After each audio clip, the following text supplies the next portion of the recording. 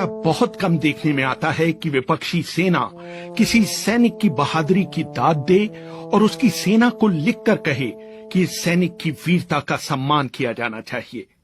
1999 के कारगिल युद्ध में ऐसा ही हुआ, जब टाइगर हिल के मोर्चे पर पाकिस्तानी सेना के कैप्टन कर्नल शेर खान ने इतनी बहादुरी से लड़ाई लड़ी कि भारतीय सेना भी उनके सामने नतमस्तक हो गई।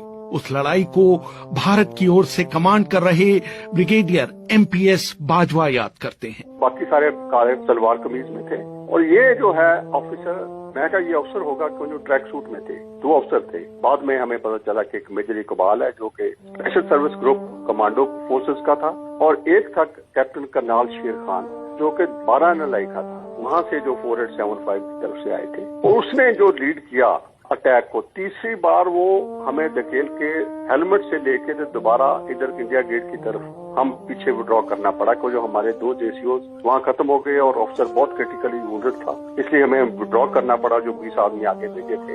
रेहान जी, बात ऐसी थी, जब ये खत्म हुई तो मैं कायल था उस अफसर का कि वो जो नॉर्मली मैं 71 वॉर कभी लड़ा हुआ हूँ बांग्लादेश में, और मैंने कभी पाकिस्तान अफसर को लीड करते नहीं देखा अभी तक। इसमें हैरानगी की बात थी कि ये अफसर 3 बार उनको दोबारा इकट्ठा करके लाया था और उनको लीड कर रहा था। उनको अपनी गिलगित की भाषा में बोल के हमें समझ नहीं लग रहा था क्या कह रहा है, पर उनको लीड करके इसने बड़ा सीरियसली और बड़ी बहादुरी दिखाई कि इसने हमें वहां से नीचे लेके आके तो इंडिया गेट तक ले आया। अगर वो खुदा ना खास्ता ऐसी बात होती तो ये रीइंफोर्स कर जाता और ये हिस्ट्री या कोई और होती दशा। हाल ही में कारगिल पर एक किताब Kargil the untold stories from the war लिखने वाली रचना बिष्ट रावत बताती हैं। कैप्टन कर्नल शेर खान नॉर्दर्न लाइट इन्फेंट्री के वहां पर 5 पोजीशंस थी जहां पर उन्होंने पोस्ट्स बना रखी थी और वो डिफेंड कर रहे थे टाइगर हिल को।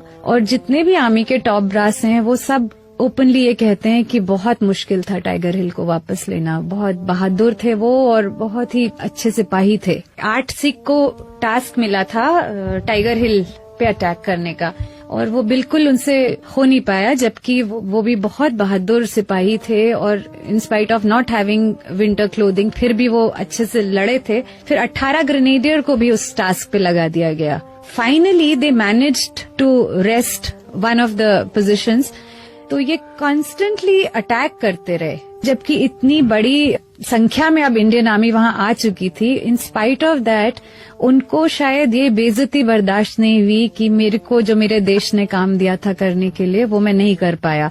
और जो लोग ये बैटल देख रहे थे, जो इंडियन सोल्जर से लड़ रहे थे, तो वो सब कहते हैं कि ये सुसाइडल था। जो वो कर रहे थे वो खुद जानते थे कि इसमें सक्सेस नहीं हो सकता क्योंकि they were completely outnumbered, but in spite of that उन्होंने रिट्रीट नहीं किया और वो बार बार अटैक करते रहे जब तक कि वो मरे नहीं। कैप्टन कर्नल शेर खान ने लगभग बाजी पलट दी थी, लेकिन तभी एक भारतीय सैनिक कृपाल सिंह ने उन्हें अपनी मशीन गन का निशाना बनाया। ऑफिसर को अखीर पे 10 गज से मैंने फिर वो लड़का जो हमारा था एक स्पाइस कृपाल सिंह, वो वुंडेड था, पर वो उठ के और उन्होंने बाकियों ने बस्ट मार के बड़ी मुश्किल से उसको खत्म किया।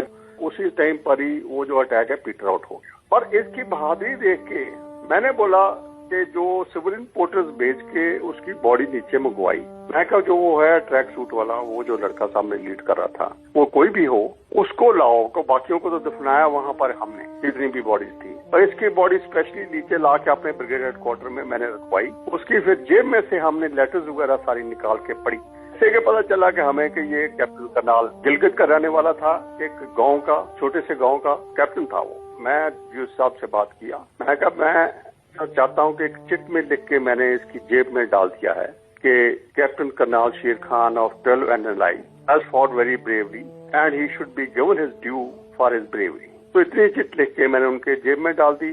कैप्टन कर्नल शेर खान का जन्म उत्तर पश्चिम सीमांत प्रांत के एक गांव नवाकिले में हुआ था। उनके दादा ने 1948 के कश्मीर अभियान में भाग लिया था। उन्हें वर्दी पहने हुए सैनिक पसंद थे। उनके जब एक पोता हुआ तो उन्होंने उनका नाम कर्नल शेर खान रखा।